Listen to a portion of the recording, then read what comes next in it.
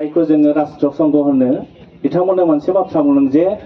मोनसे हारिया बुहुमाव हारि महरै थांना थानांगौब्ला मोनब्रै आखुथाया थांना थानांगौनो आरो बे मोनब्रै आखुथायानो जाहैबाय बे मोनसे हारिया गावहा मोनसे आंगो राव थानांगौ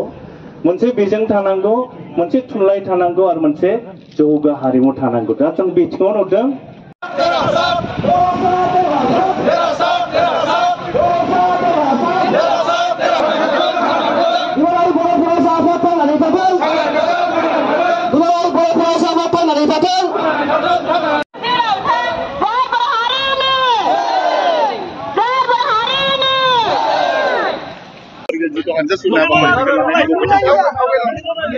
दुलाराय बर' फरायसा आफादनि बानजायनायाव जोङो आसामनि मोन 21 जिल्ला आफाद आरो बे मोन 21 जिल्ला आफादनि 27टा जायगायाव जोंनि बे हाबाफारिया जादों जों मोनसे टीम लादों जे गेरेमसा बर' माहारि दानायनि थाखाय जोङो बे दिनैनि जे हानजा सुनाय लामा हानजा सुनायखौ हाबा जों लादों आरो बेयाव टीम होदों जोङो मोनसे जोङो मट' लादों मोन्थोर लादों बे मोन्थोरानो जाहैबाय बुहुमनि बर'फोरखौ जे थां आरो थांनानै थानो हो जोंहा जोंनि राव दङ थुनलाइ दङ जोंनि बिजों दङ जोंनि हारिमु दङ बे जोंनि बिजों जोंनि राव जोंनि हारिमु जोंनि थुनलाइखौ जोङो बयबो बुहुमनि जेरावखि थाया मानो आसामनि जेरावखि थाया मानो जों बयबो गाव सिबिनांगोन जोंनि रावखौ जोङो बुंनांगोन नों गुवाहाटीयाव थायोब्लाबो नों तेजपुराव थायोब्ला दिल्लीयाव थायोब्ला मुम्बाइआव थायोब्लाबो जोंनि रावखौ जों बाहायनांगोन जोङो रायज्लायनांगोन आरो जोंनि बिजों दङ मोनसे बे बिजोङाव बयबो जोंनि बर'नि जायफोर बिबानगिरिफोर दङ जायफोर जोंनि दिथागिरिफोर दङ ओंखायनो जों बे बिजोङाव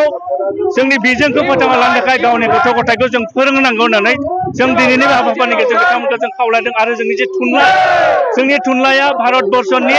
साहित्य एकाडेमिखौ जों मोननो हाबाय बोसोराव जोङो साथाम साब्रै जोङो थुनलाइगिरिफोरा बान्था मोननो हायो बे थुनलाइखौ सिबिनांगौआ बेखौ फेहेरनांगौआ बयबो बर'फोरनि जोंनि दायित्व आरो जोंनि जे जौगा हारिमु दङ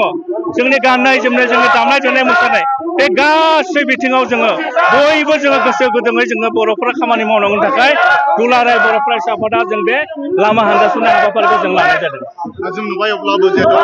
गोबां माने थासारियाव जौगादों दा जौगादोंब्लाबो मोनसे फिट जादों नामा जे बर' रावखौ लानानै सोरबा खावनो थाखाय बेबायदि जायनि थाखाय दुलाराय बर' फरायसा आफादा बेबायदि बुहुमनि बर'फोरा खौसे जा होननानै दिनै स्ल'गानखौ आवरायफैदों जों गिखांनाय नुदों मानोना दुलाराय बर' फरायसा आफादा 2002 मायथाइनिफ्रायनो जोङो बर' बिजोंनि थाखाय जों खामानि मावदों जों नुदों 2002 मायथाइयाव 25निफ्राय 30,000 जोंनि बर' गथ'फोरा बर' बिजोङाव फरायोमोन नाथाय जों नुदों देग्लाय 2023 मायथाइयाव जों नुदों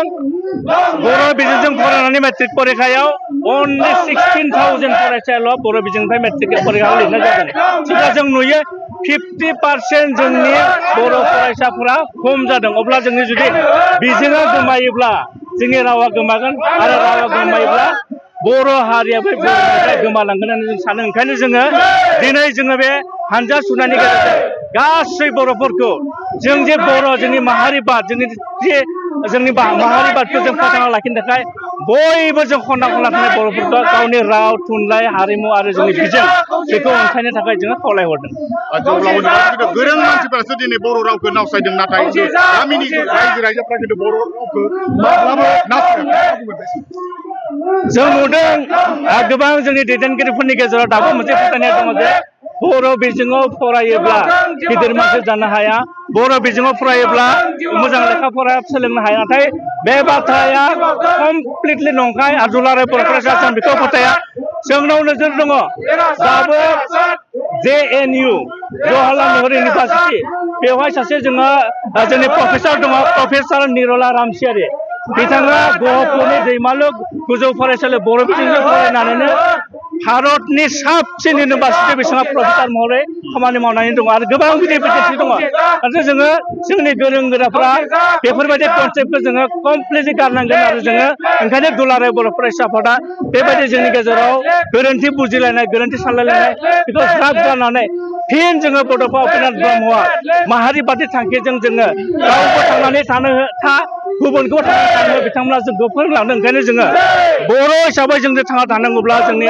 राव जोंनि बिजों जोंनि थुनलाइ जोंनि हारिमु बेखौ जों फोथांना लाखिनांगोन आरो बेखौनो जों रेलिनि गेजेरजों बयबो बर'फोरखौ जोङो खावलायहरदों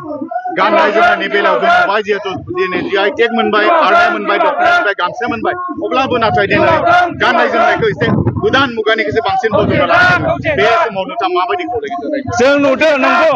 जोङो 21टा जोङो जोंनि गाननाय जोमनाय जोंनि जानाय लोंनाय जोंनि दामनाय देनाय आगजुफोरखौ जों मोननो हाबाय नाथाय जों नुदों जोंनि जे दख'ना बर'फोरनि आइजो जे दख'ना जाय साबसिन ट्राइबेलफोरनि मोनसे गाननाय होननानै जोङो बुजि मोनो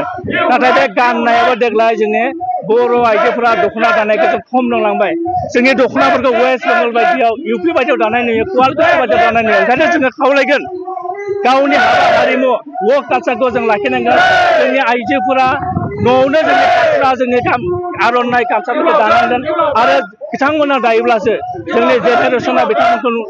नुनानै सोलोंगोन ओंखायनो जोंनि हारिमुया थांना थाब्लासो जोंनि बर' हारिमु सिनायगोन मानोना महनि महन ब्रह्मआ बिथांमोनसो बुंलांदों जे हारिमुआनो मोनसे आयना जेरै जों आयनायाव गावनि महर मुस्रिखौ नुयो थिग बेबायदिनो बर' हारिनि गुबै सिनायथिखौ जों नुगोन बे बर' हारिनि हारिमुनि गेजेरजों ओंखायनो जों खावलायदों दानाय लुनाय हाबा हारिमुखौ जोङो लाखिनांगोन